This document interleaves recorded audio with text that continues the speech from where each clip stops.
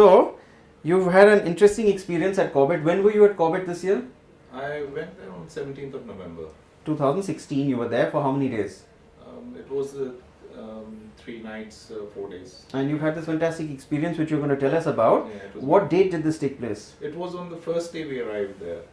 17th.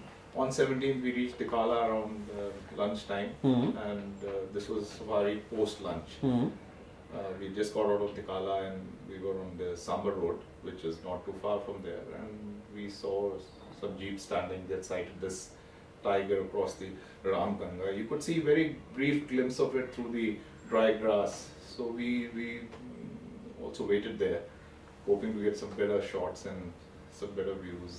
Evening light. I noticed nice warm evening lights. About what? 4 o'clock? Yeah, about 3:30. 3:30. Nice evening Yeah. light on the Ramganga, and On the the chord was Ramganga. looking lovely, golden. Beautiful. That It light. was so scenic and so soothing, and it was beautiful. And there was a tiger there. Across sitting the river? Across the river in the dry grass. Tigress. Tigress. Right, Yes, tigress. right. Tigress. Hmm. We later realized. Hmm. And then it started to come out for a little water, and to us, surprised it crossed the Ramganga and started to come towards us, which was even more interesting. At that point, how many gypsies were there parked, waiting for something to happen? Close to maybe 10 to 12. 10 to 12 gypsies, all parked within a distance Yeah, of how much? because How close? They were bumper to bumper. Bumper to bumper, Literally. 10 12 gypsies with about what? 50 people total? Could be, yeah. About 5 people per gypsy? Yeah, easily. Could So be about 50 60 people were there, and Yes. this tigress was moving across. Yeah, it came across the banks and it walked a little bit. Yes, feel the intention was to cross on the other side, Hmm. but somehow the jeeps were such lined up that It was a phalanx of jeeps, so its crossing was thwarted by all these jeeps. Yeah, because it becomes quite dynamic when you see something like that. Everybody wants to get a good view, and you kind of just park wherever you can get a good glimpse of it. So by default, it happened, and the tigress could not cross.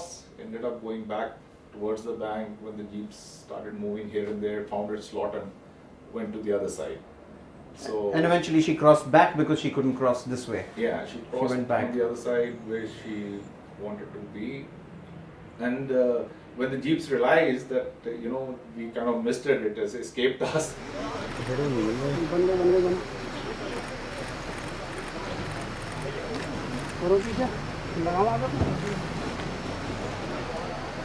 अरे एक minute काम कर दो खराब हो जाएगा वरना बढ़ा दिया तो बताओ ये तो गलत है अरे इधर आ जाओ अबे कहीं रास्ता छोड़ दे यार क्या कर रहा है रास्ता छोड़ दो भाई पीछे करो पीछे So raw jeeps and all tried to come back to see where it was, and then we found it next to the elephant, pretty much close to an elephant, in a very aggressive state to my mind, just wanting to kind of give it a warning to keep away from its turf.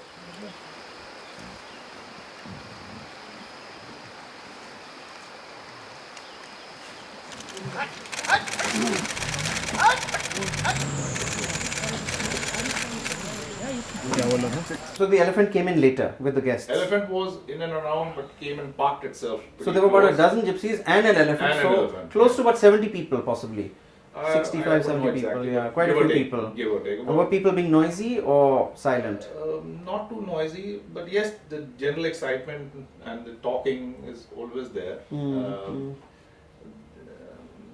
Anyway, we witnessed this charge, this mock charge, which was my first, so it was very, very interesting, which I could capture also, fortunately.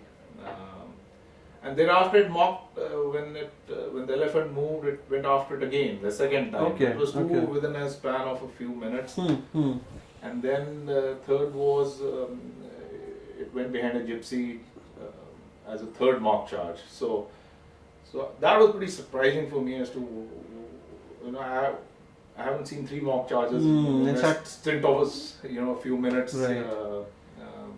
It was very interesting. But understanding the animal behavior as to why it did it still baffles me, whether there were cubs on the other side protecting it, whether it's got irritated with the people, whether it's got irritated with the elephant, which was quite evident.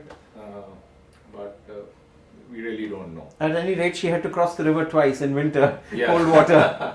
So she came across and then had to go back. Had to go back Yeah, finally after so- doing this full. So loop. she had some purpose in crossing, which was not fulfilled, Yes. and then she had to go back across the river due to whatever Yeah. visitor disturbance impact. We don't know. We don't know. It's tough to comment, and we don't want to blame game, and we don't want to ascribe any Yes.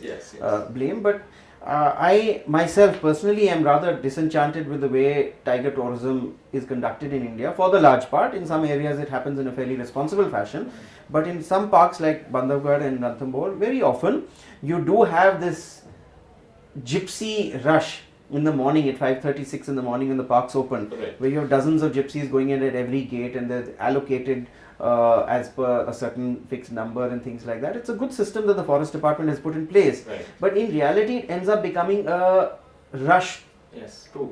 Very like true. a rush to the mall, a rush for a shopping sale in Delhi. Very true. They're all trying to rush in to see that tiger, and the moment they see a tiger, they want to get out because their objective is over. Yes. They've seen the tiger and they've gone to hell with the forest, to hell with the birds and the Very true. forest and the ambience and the environment. Very true. It's become a very give us this day or daily become mall more culture. commercialized, yeah. It's very commercialized. You're there to see the tiger, and you once you've done it, you're out. And if you've not seen the tiger, your visit is a failure. Failure. So that's the unfortunate side to tiger tourism in India, that it's all tiger centric.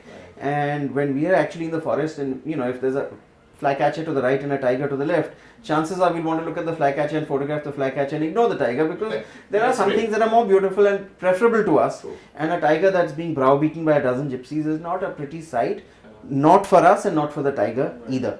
So it's an unfortunate corollary to this positive side of interest in conservation and wildlife and outdoors and tiger tourism, but it's also negative because it's actually disturbing the tigers. And Yes. it really occurs to me, how many times have you seen a tiger in the wild? On how many occasions? 7, 8 times. 7, 8 times you've seen a tiger in the wild. Now that particular tigress you saw at Corbett saw 50, 60, 70 people right there and then. Absolutely. And the chances are that tigress has been seeing people on a daily basis That's right. around its habitat, in its environment, and tigresses in Ranthambore and Bandhavgarh probably end up seeing a couple of hundred people every day. Yes, So in the course of their lifetime, these tigers have seen lakhs of people. Yeah. Whereas people like you and me or whoever else has seen a few dozen tigers at most. Yeah. So that tigress is now inured to the presence of human beings, is used to being around gypsies and elephants with human beings on them, does not take human beings as seriously as it should, that they are, they're not good company, they're not good people necessarily, they're not a positive impact on the environment, and so it loses either fear of those human beings, Yeah. or becomes confident around them, Right. or gets aggressive. Yes. So the fact is that the tiger's behavior is being altered Yes. by the constant movement of human beings around its natural habitat for the purpose of tourism, where those human beings are fixated on that animal, and the animal is just trying to go about its job Very true. Very true. and being disturbed. You're So right, because a human is not a typical meal for a tiger. It But really but isn't. But we also know that a zoo tiger is not scared of humans. So we don't It's- want a situation where a tiger, while in the wild, becomes so used to people over a period of time that it loses its natural charm. Exactly, and Of wildness. a tiger in Arunachal or in Bhutan may not see a human being in its entire life. Yeah. But a tiger in Bandhavgarh or Ranthambore will see hundreds of human beings, tens of politicians on a Yes. daily basis. Right. And I'm not sure that's really a good thing for the tiger's psyche, Yeah. or for the human beings that are out and about charging that tiger, and those gypsies going back and forth creating dust on those dusty forest tracks, Yeah. trying to show the tiger to its guests so that they can all get well tipped. And it's really a bad Yeah. system. This is not what conservation was meant to There are create in India. limitations of people getting into the parks, as I understand. So I think the authorities are probably, it's a catch-22. On one hand, you want tourism to flourish. On the other hand, you don't want the wildlife to get disturbed Yeah. beyond a certain extent. So it's something which I think the more knowledgeable ones will be able Yeah, to no. The forest department is doing a great job, and they're always trying to manage things the best possible way. It's just that the new Indian Yes. is a bit Yes. of a rowdy beast, I- and the new Indian wants to tick off that box that they've Yeah. gone and seen a tiger at Corbett or at Ranthambore, Yeah. and that's really not how it should be. We need to inculcate that ethos of being in the wild and in the wilderness and enjoying the outdoors, Yes. which we really don't have any longer in India, which we used to have. We've always been a very rural, outdoors peoples, but it's this new modern, give us this day our daily mall culture of Yeah. India that we have now to fear, because that's what's actually ruining our approach to the wilderness. You see, they could, it's entirely how they wish to address this, but a little orientation before the jeeps or the tourists venture out Yes. by a concerned, person. We made a film an orientation film for Corbett Park. Acha. Rules of do's and don'ts for Acha, Corbett. We very did good, that very good. with the Well, Forest that's it. Department. It's a very good job that these people have done. The Wildlife Institute of India did that with the Corbett Park, and everybody in wildlife and conservation, I'd say, is doing a good job, and their intentions are all absolutely positive. It's just that visitors Yeah. are not always positive. And more pressure. Yes, and it's a lot of pressure, and there's a lot of money pressure from travel operators, Yes. hotels, lodges, vehicle operators, and it's a tough balancing act for the forest department. And then from politicians, all politicians think they have a sort of right on forest department, forest resources, and on forest rest houses, and their vehicles must be allowed in. And that's the incident we had, famous incident at Bandhavgarh where the tigress was hit. Yeah. So I think politicians need to be kept away from wildlife Yeah. for the most part. It's a lot of work for all. It's a tough balancing act. Yeah. But thanks a lot. Thank You've you done a very great much. job Thank you. sharing this incident with us, Thank you. and we want people to see this and not criticize the forest department, No. but we want people to look at it in the light of really how we can learn from it, Yes. and how tourists and visitors can behave in a more responsible fashion Yeah. without browbeating wildlife. I Balance think it out. Balance out. we need to have a moratorium in terms of distance. I don't think we should get closer than 100 meters from a wild animal. Use your telephoto lenses, use your cameras, enjoy the experience. But there's no reason why we should try and sidle up to animals in our gypsies in the forest and try and get close. Enjoy the experience, see see what's happening, be a part of it for a short period of time, And keep it wild. and keep it wild. So I think that's Absolutely. really important. That's a lesson we learned from your experience here. Yeah. We should not get too close. I don't know if I'll get another opportunity to see what I saw, but what I saw was amazing. You will see it again. Beautiful. Keep your eyes and ears open. As an ambassador, roving ambassador for Wild Films India, Thank you you. will get to see lots of exciting things as you go along in the wild.